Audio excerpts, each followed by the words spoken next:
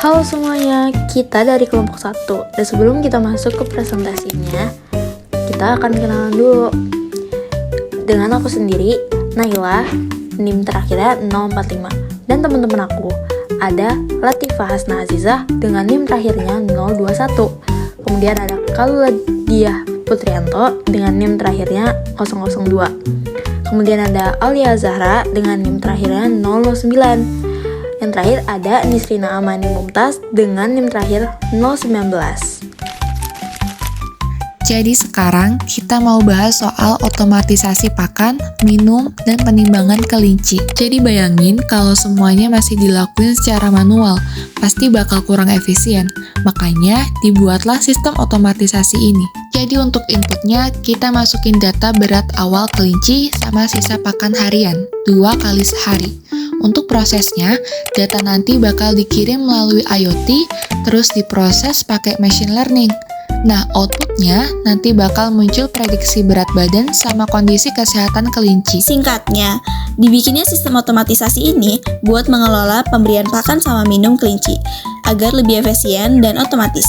Gak cuma soal pakan dan minum, tapi juga buat mantau kesehatan dari kelinci itu sendiri. Nah, nanti sistemnya bakal dikasih tampilan berbasis web. Hal ini bakal ngemudahin pemantauan sistem dari jarak jauh. Dan di sini komponen-komponen sistemnya ada. Pertama itu ada peer sensor. Sensor peer mendeteksi pergerakan kelinci. Fungsinya yaitu untuk mengetahui aktivitas kelinci aktif atau tidak, serta memberikan peringatan apabila kelinci bersikap abnormal, tidak bergerak dalam waktu lama, atau dapat digunakan sebagai keamanan bila ada hewan lain masuk kandang. Yang kedua, soil moisture sensor module. Sensor dalam sistem tersebut digunakan untuk mendeteksi kondisi dasar kandang, apakah terlalu basah atau tercecer air, dan juga memberikan peringatan jika area kelinci tidak higienis atau minum tumpah. Yang ketiga, soil moisture probe. Batang atau probe yang ditancapkan ke tanah untuk mendeteksi nilai kelembapan. Nomor 4 dan 5, ultrasonic sensor HCSR04, sensor 1 dan sensor 2.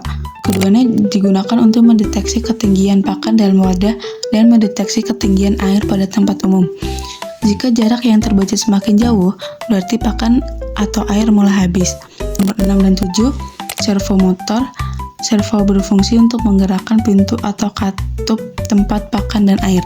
Ketika tempat pakan kosong, servo membuka wadah pakan secara otomatis. Servo lainnya mengatur bukaan pada tempat umum. Yang ke-8, relay motor. Relay mengontrol perangkat listrik berdaya lebih besar, misalnya untuk pompa air mini atau lampu pemanas kandang. 9, ESP32.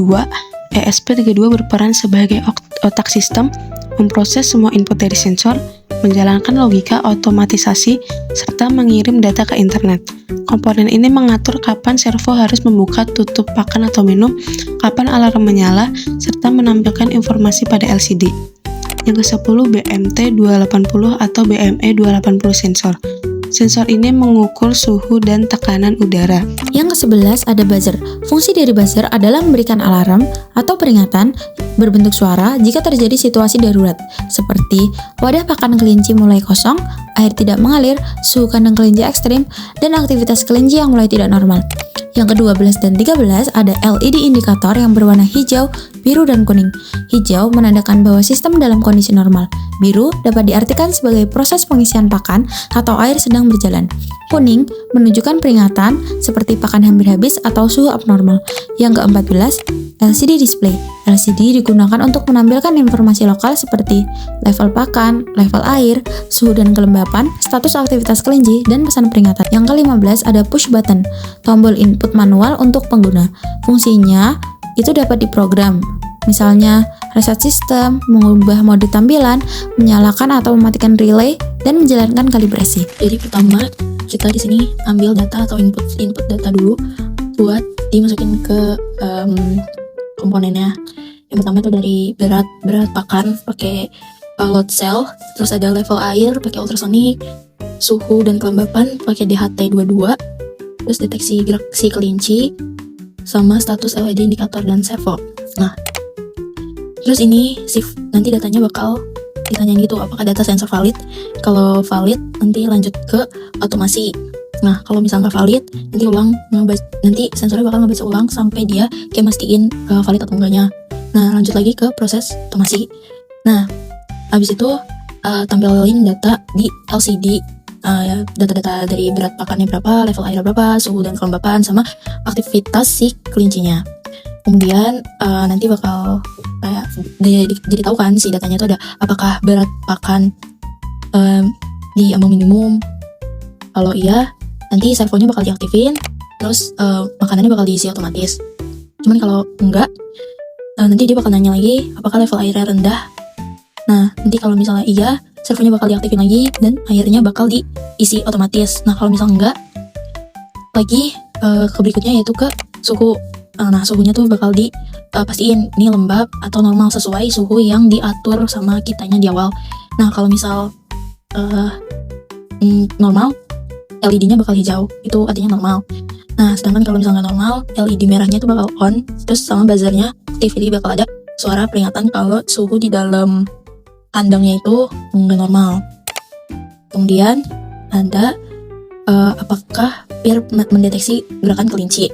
Jadi kan si aktivitas kelincinya juga bakal dideteksikan. Nah, apakah terdeteksi si kelincinya gerak atau enggak? Kalau misal iya, nanti bunyi buzzernya singkat, terus ada LCD, ada tulisan kelinci aktif gitu di layar LCD-nya.